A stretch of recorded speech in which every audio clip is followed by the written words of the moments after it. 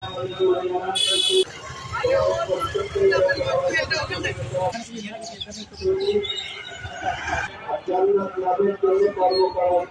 জন্য আমাদের সবারই উচিত আর ভবিষ্যতে আর কোনো পাপ করব তিনি করেছেন আল্লাহ সুবহানাহু ওয়া তাআলা এর মধ্যে এমনও কর্ম আছে আল্লাহ তাকে জান্নাত নসিব করুন। সবাই বলি দেশমাতা বেগম খালেদা জিয়ার জায়গা জানাজা সৈয়দ ঠান্ডু ভাইকে আহ্বান করছি আনুষ্ঠানিকভাবে কিছু কথা।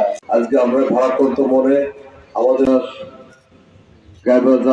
আজকে আমরা এমন একটা দিনে প্রিয় নেত্রী দেশ নেত্রী বেগম খালেদা জিয়া নসিব করেন, উনি যাতে পরকালে শান্তিতে থাকেন। জানাজায় উপস্থিত সবাইকে আমি সালাম জানাচ্ছি, আসসালামু আলাইকুম।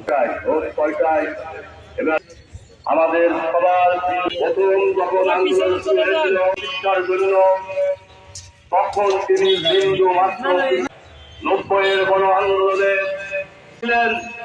আমাদের নেত্রী সম্বন্ধে একটা কটূক্তি করেছিলেন, সে সুখে থাকেন এই আহ্বান করছি জন্য। 1907 সালে পালাইনি উনি একটা বিখ্যাত উক্তি বলেছিলেন যে এই বাংলাদেশ আমার, এই বাংলাদেশ থেকে যাবো কোথায়?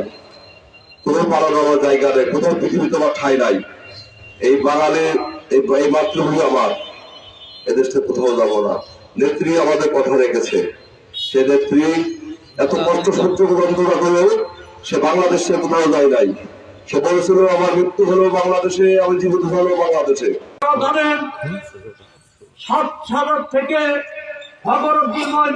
আমল থেকে শেখ হাসিনার শাসনের শেষ আমল পর্যন্ত তিনি কারাগারে ছিলেন, তাকে খাতি দেওয়া হয়নি, চিকিৎসা করতে দেওয়া হয়নি, যার জন্য সে এই 5ই আগস্টের আগেই তার মৃত্যু হয়েছে। তার জন্য আমাদের এখানে দোয়া এবং আমরা সবাই তার জন্য দোয়া করব এবং আল্লাহর কাছে দোয়া করব যাতে তার বেহেশতে নসিব করে। আপনাদের যাদের কাছে মোবাইল আছে আল্লাহু আকবার